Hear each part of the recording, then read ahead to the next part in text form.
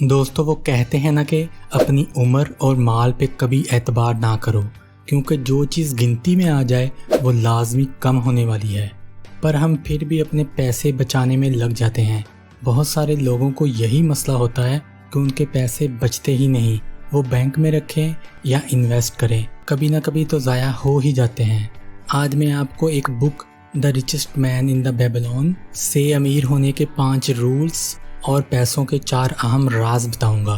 ये सब जानने के लिए हमें आज से 2500 साल पीछे जाना होगा। दुनिया के सबसे अमीर शहर बेबीलोन, जो कि इराक में वाक़ है। बेबीलोन अपने टाइम का सबसे अमीर शहर था और उधर भी पैसों को लेकर लोगों के दरमियान इतना ही ध्यान था जितना शायद आज भी नहीं है। बेबीलोन में बंसीर नाम का एक आदमी रहता था। वो घोड़ों का सामान बनाने का काम करता था। एक दिन वो बहुत उदास बैठा हुआ था। तभी उसका दोस्त, जिसका नाम कोबी था, वो उसके पास आया और कहता है कि क्या हुआ? मुझे लगता है कि तेरे पास बहुत ज़्यादा पैसे हैं, इसलिए आराम कर रहा है। चल, अगर ज़्यादा पैसे हैं तो थोड़े से मुझे भी दे दे। तभी बंसीर उसे बोलता है, मेरे पास अगर 2 सिक्के भी होते तो वो मेरी ज़िंदगी भर की कमाई होती और वो मैं तुझे ना देता।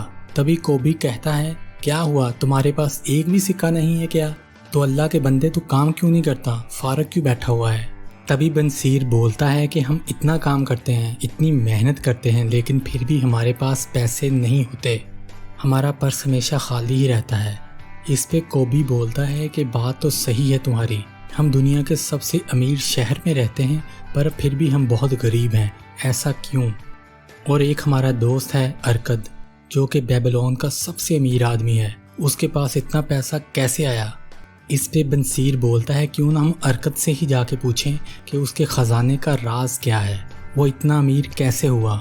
ये दोनों अरकद से मिलने चले जाते हैं और उसके घर जाके अरकद से पूछते हैं कि आज तुम्हारे पास इतना सारा पैसा है, जबकि हम दोनों मुश्किल से 2 वक्त की रोटी कमा पाते हैं। तुम अच्छा खाना खाते हो, अच्छे घर में रहते हो, तब भी तुम्हारी दौलत कम क्यों नहीं होती? जबकि एक टाइम था जब हम तीनों एक ही साथ स्कूल जाते थे, एक ही साथ खेलते थे। और अरकद, तुम तो पढ़ने में भी इतने अच्छे नहीं थे, फिर भी तुम्हारी इतनी दौलत कैसे? क्या तुम बता सकते हो कि तुम इतने अमीर कैसे हुए? दोस्तों, अरकद बहुत ही अमीर था और साथ साथ बहुत ही नेक इंसान था। तो उसने अपने दोस्तों को वो 4 राज बताए जो उसने कुछ टाइम पहले बहुत ही अमीर आदमी से सीखे थे, जिनको फॉलो करके वो आज इतना अमीर बन सका। सीक्रेट नंबर 1, पे यूर सेल्फ फर्स्ट। अरकद कहता है कि इसका मतलब है कि आप जितनी कमाई करते हो उसमें से सबसे पहले खुद को पे करो। आप लोगों को लग रहा होगा कि जितना भी हम पैसा कमाते हैं वो खुद पे ही तो खर्च करते हैं, लेकिन यहाँ पर खुद को पे करने का मतलब है कि आप जितना कमाते हो सबसे पहले उसमें से 10% अपने लिए सेव करो। उसके अलावा जो पैसे बचते हैं उससे अपने घर का खर्चा चलाओ।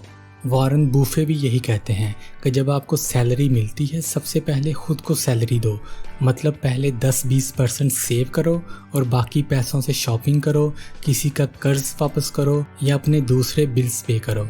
Secret number 2, control your expenses. आप बहुत से लोगों को देखते होंगे जो साल में 3 दफ़ा अपना स्मार्टफोन चेंज करते हैं। इससे उनको लगता है कि वो लेटेस्ट मोबाइल और टेक्नोलॉजी का यूज़ कर रहे हैं, लेकिन जब सेविंग्स की बात आती है तो उनके पास कुछ भी नहीं बचता। उल्टा उन्होंने अपना फ़ोन और बाकी चीज़ें लोगों से लोन लेके ली होती हैं। हमें अपनी ज़रूरत और ख्वाहिश में फ़र्क करना पड़ेगा। हमें पता करना पड़ेगा कौन सी चीज़ हमारे लिए ज़रूरी है और कौन सी नहीं। आपके घर का नॉर्मल ख़र्चा जैसे लाइट, पानी का बिल, खाने की चीज़ें, ये तमाम आपकी ज़रूरियात हैं जिन पे आपको हर हाल पे ख़र्चा करना ही करना है। लेकिन उसके अलावा ब्रांडेड शूज़, नए कपड़े, नया मोबाइल, ये सब आपकी ख्वाहिशें हैं। इनको कंट्रोल करने की ज़रूरत है। दोस्तों, यही छोटी सोच और बड़ी सोच में फ़र्क है। इस पे मैंने एक वीडियो बनाई थी जिसका लिंक मैंने डिस्क्रिप्शन में दे दिया है।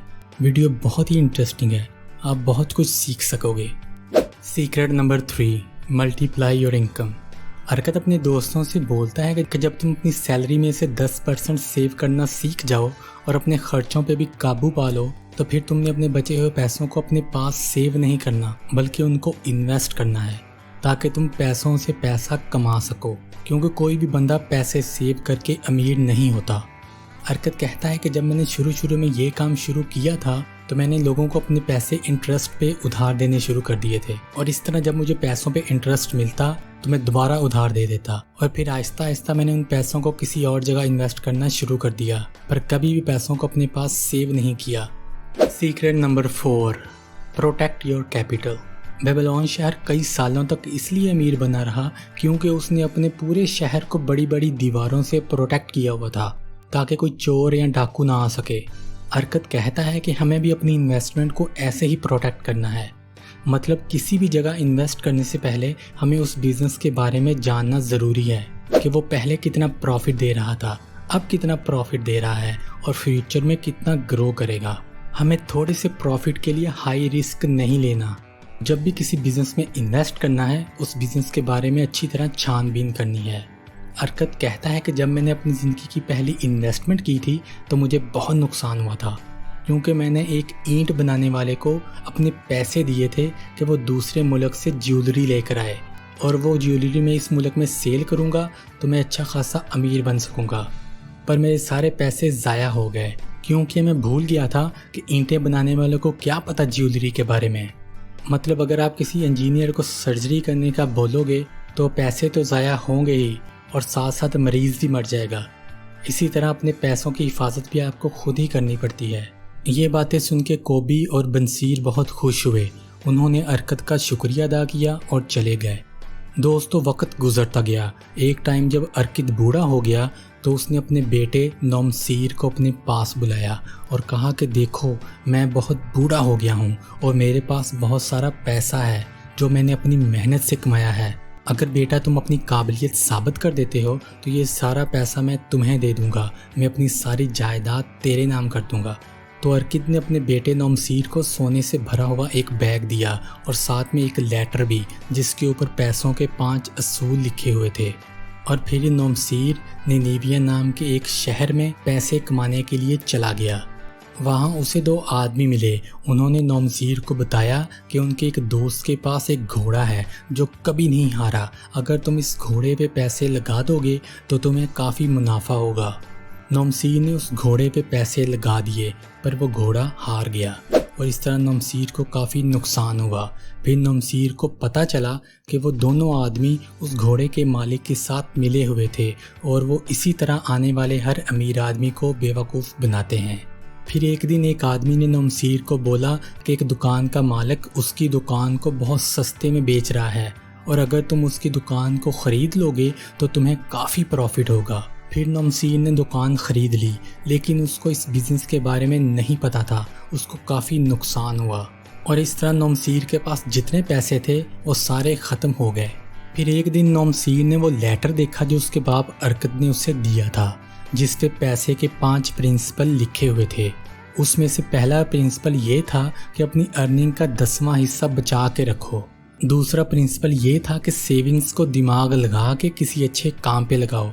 तीसरा प्रिंसिपल ये कि सिर्फ एक्सपर्ट लोगों से ही एडवाइस लो। चौथा कि बिजनेस का नॉलेज ना हो तो इस बिजनेस में इन्वेस्ट ना करो। पांचवा, थोड़े से प्रॉफिट के लिए किसी भी रिस्की बिजनेस में इन्वेस्ट ना करो। नोमसीर ये लेटर पढ़ के सोचने लग गया कि काश उसने ये लेटर पहले पढ़ लिया होता तो उसको इतना नुकसान ना होता।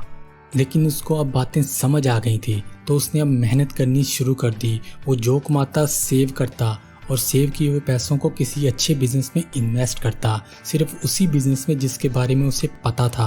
और अगर किसी बात की समझ नहीं आती तो सिर्फ एक्सपर्ट लोगों से ही राय लेता। तो इस तरह उसने थोड़े ही टाइम में काफ़ी पैसा कमा लिया। कुछ सालों बाद वो अपने घर वापस आया और अपने बाप अरकत के पास बैठा और अपनी सारी कहानी सुनाई। और उसने अरकत से कहा कि पापा जी, मैं आपको एक सोने से भरा हुआ बैग देता हूँ जो आपने मुझे दिया था और उसके साथ ही ये 2 एक्स्ट्रा सोने से भरे हुए बैग देता हूँ उस लेटर के लिए जिसको पढ़ के मैंने ये पैसे कमाए, क्योंकि अगर वो लेटर ना होता तो ये सब कमाना मेरे लिए इम्पॉसिबल था। अरकत ने नोमसीर को गले लगा लिया और कहा कि तुम अब पैसों के सारे असूल जान चुके हो, अब तुम सही मानों में मेरी जायदाद के हकदार हो। सो दोस्तों, ये कुछ अमेजिंग लेसन थे एक अमेजिंग बुक से।